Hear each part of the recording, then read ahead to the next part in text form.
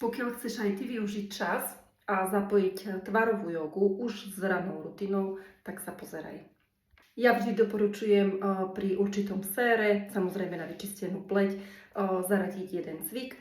Ja ako prvý používam kyselinku hyaluronovú niaciamidové super sérum, sú to také boostery, čiže prvý použijem niaciamidový. Je to vlastne na rozjasnenie pleti proti pigmentovým škvrnám, ale zároveň aj na spevnenie pokožky, lebo niaciamid nám spevňuje pokožku. Čiže si to takto rozlíčim a samozrejme najskôr si takto rozprúdim lymfu. Čiže už pri prvom sére začínam cvičiť tvarovú jogu. Takto zopakujem 5 krát. Samozrejme si to takto rozlíčim to sérum a pokračujem s druhým. Ako druhé sérum používam kyselinku hyaluronovú. Je to kyselinka hyaluronová, ktorá má 3 rôzne druhy molekuly. Veľké, stredné, menšie, každé idú do inej vrstvy pokožky. Je tam aj verbena bylinka, ktorá nám krásne pomáha hydratovať pleť tým spôsobom, že zo vzduchu úplne krásne hydratuje tie najvrchnejšie časti pokožky. Čiže máme takto zabezpečenú naozaj každú jednu vrstvu tej pokožky. Zasa takto prstami len rozotriem a teraz už začnem s prvým cvikom, napríklad z takej ranej rozcvičky. Preklepem si takto pokožku, zasa 3 až 5 krát. My takto aktivujeme tú cirkuláciu našej krvi, lymfy a podobne. Takže je to také krásne prebudenie tváre, aby sme mohli potom začať s určitými cvikami. 3 až 5 krát, vrátim naspäť a mám už druhé sérum použité. Ako tretie používam C+E sérum. Toto sérum je pre mňa, patrí medzi najobľúbenejšie séra. Kombinácia C a E je to taký luxusná pleť. Zasa rozotriem. Toto sérum sa nemusím vôbec báť, aj keď je C-čkové, dať aj okolo očí, vôbec neštípe, lebo je také jemnučké. Dám samozrejme aj na krk. No a môžem začať s ďalším cvikom a môžete vlastne po mne opakovať. Wow! Úplne do maximálnej polohy naťahujem tú pusu, aby som si vlastne prekrvila poriadne ráno tváričku. Wow! Wow! Tu pozerám, aby som krásne precvičila aj krk. Sme vyrovnané. Wow! Wow! Wow! A naozaj do maximálnej polohy.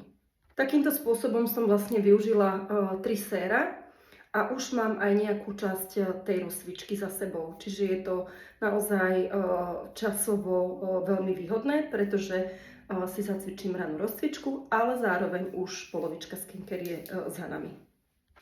Ďalším krokom je vlastne očné okolie. Ja som si takto dala na chrbát ruky očný krém, ktorý v sebe má takisto niaciamid, čo je veľmi dôležité. Peptidy proti vráskam je naozaj úžasný a obsahuje aj morskú riasu. A ja vlastne už pri tomto očnom kréme robím zase takú malú masáž očného okolia, ale najskôr si zatiahnem pery za zúbky a vidím, že tie líčka sa mi tak natiahnu a vtedy si spravím očnú masáž.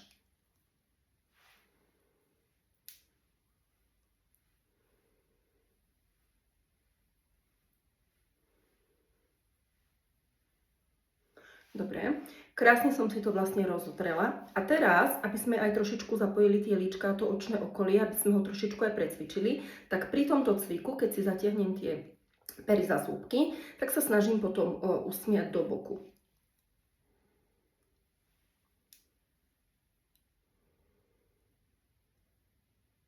Vydržím nejakých 7 sekúnd a opakujem takto 5 krát.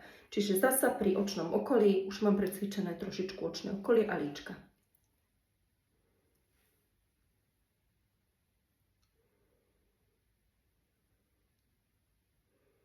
Ak chcem to trošičku stiažiť, tak si môžem dať takto 2 činky na vlastne pod oči a na tie líčka a tým pádom to stiažím aj tomu očnému okoliu, aj tým líčkam.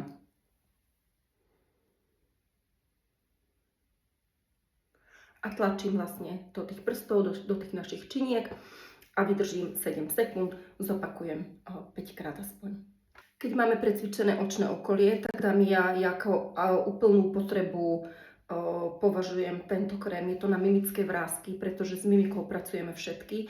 My si to ani častokrát neuvedomujeme, ale niekedy 500 až 1000 krát dokážeme spraviť nejaký pohyb počas dňa a vlastne tou mimikou sa nám vlastne stále niekde vrství pokožka a pokiaľ to je takto častokrát, že si to ani neuvedomujeme, tak vtedy je veľmi dôležité vlastne na tie mimické vrásky dávať tento krém.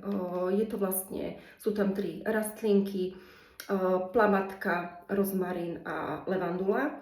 A tieto vlastne zložky nám spôsobia taký relaxans na tej pleti, čiže také uvoľnenie tej pokožky a tým pádom nepoužívame tú mimiku do takej hĺbky, ako sme zvyknutí. Čiže vlastne my predchádzame tomu, aby tie mimické vrásky prechádzali do takých tých statických, alebo teda do takých tých dynamických vrásek. Takže toto je pre mňa veľmi dôležité už od, ja by som povedala, že možno od 18-ky používať a v každom jednom veku, kde vlastne používame mimiku. Ja si to dávam, keďže často veľmi rada takto grčím čelo, takže ja si to dávam takto na čelo a samozrejme okolo očného okolia, na tom očnom okolí vidím, že sa mi to veľmi zlepšilo počas tohto používania. Nepoužívam teda ten krém ešte dlho, lebo samozrejme patrí to ešte medzi také novinky naše, čiže nie je to krém, ktorý máme zaradený v našom portfóliu niekoľko rokov, ale naozaj len chvíľočku, ale už počas toho používania som zaznamenala, že naozaj okolo tých očí sa mi to veľmi zlepšilo. Čiže on krásne spôsobí relaxans a my si ho takto nanesieme a zaradíme si k nemu cvik, napríklad proti tejto mračielke, priložíme si ruky, roztiahneme a snažíme sa zamračiť. My potrebujeme vlastne, aby tu do tejto časti nám prišla cirkulácia krvi, tým, že vlastne ten sval posilujeme, tak sa tam prekrví tá časť a tým pádom sa zjemnia tie vrásky. Takto zamračíme a snažíme sa zasa vydržať, ja by som povedala, že aj tak do 10, keď vydržíte aj do 15 a povolíme. Čo je veľmi dôležité, je strašne naozaj dbať na to, aby sme boli vyrovnané. A snažíme sa vlastne pri tom ako keby močový mechúr vyťahovať smerom hore, celé to vnútorné pambové dno. To učím aj na kurzoch, že je to veľmi dôležité, pretože všetko so všetkým súvisí. A aby sme držali krásne vyrovnané telo, tak toto je veľmi dôležité. A pri tomto pohybe, alebo pri tomto cviku veľmi často sa dámy hrbia, čo vlastne zasa nie je dobré, pretože si spôsobujú napätie v krčnej oblasti, čo zase ťahá ďalšie vrásky, alebo teda ďalšie tvárové svaly a spôsobuje vrásky. Čiže tam je veľmi dôležité toto cvičenie, ale aby som to teda už urýchlila, tak to roztiahneme, snažíme sa zamračiť. Toto sa nám musí vlastne úplne napäť a tu vlastne cítime potom ten tlak. Tento cvik si zacvičíme takisto aspoň minimálne 5 krát. No a samozrejme potrebujeme tváričku aj nakrémovať, takže ja používam buď tento timewise-kový krém, samozrejme, v ktorom je zasa resveratrol, niacinamid. Sú tam vlastne všetky zložky, ktoré v celej tejto sade máme. Je to antioxidačný, čiže krásne nám dokáže ten stres z tej tváre eliminovať a vylúčiť úplne von. Rozotreme a použijeme, alebo teda vyskúšame ďalší cvik, skúsime na tieto vrásky, zasa priložíme ruky, ako keby sme trošičku chceli zatlačiť dole smerom takto na tie očká a na to obočie, ale samozrejme my budeme tlačiť obočie a čelo smerom hore. Tými rukami držíme, aby sa nám to tam nevrstvilo. A zasa napočítame do nejakých 7 až 10 a opakujeme cvik aspoň 5 krát. Čiže takto pri tej našej ranej rutine si dokážeme vlastne už zacvičiť tvarovú jogu a nemusíme sa vyhovárať, že nemáme čas. Pretože ak si nájdeme ráno pre seba 10 minút, tak spravíme tým veľmi dobre pre naše telo. Nie len teda pre tvár, kvôli vráskam a podobne, ale samozrejme týmto všetkým precvičujeme aj krčnú chrbticu, precvičujeme vlastne ramena, chrbát, pretože tými tlakovými vecami, tými cvičeniami, vlastne ako keď zatlačíme, samozrejme sa nám zapája celá krčná a chrbtová časť.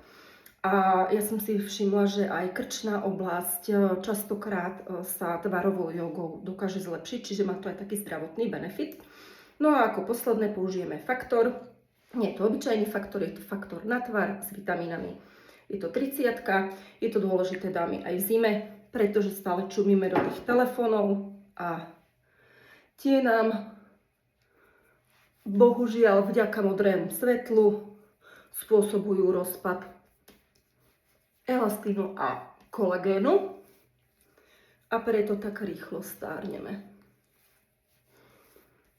Takže určite doporučujem ja počas celej zimy, nie klasický faktor, ale ktorý je naozaj určený na tvár a s vitamínami používať celoročne. Tak. A môžeme si vlastne krásne takto ešte odviesť lymfu.